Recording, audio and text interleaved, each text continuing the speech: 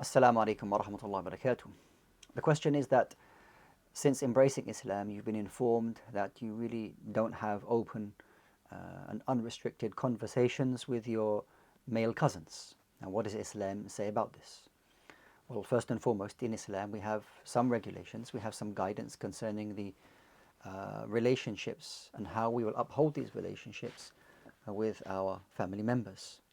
So, as a Muslim woman, you will have some guidelines in how you will react and behave with male relatives. So, your father, uncles, brothers, there are no restrictions on how you speak with them. As for more distant relatives, and from an Islamic perspective, those whom it may be permitted for you to marry. Now, it may be the situation that you'd think, oh, I would never marry that person in my life. If I were given 10 lifetimes, I would never marry that person.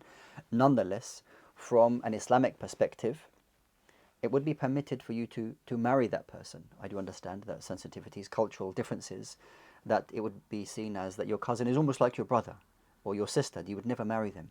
However, from an Islamic perspective, it's somebody that you're able to marry.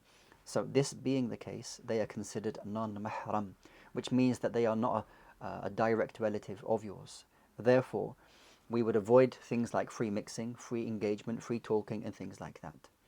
And these are the kind of things that we have in Islam to protect our chastity, to protect our honor in al-Islam.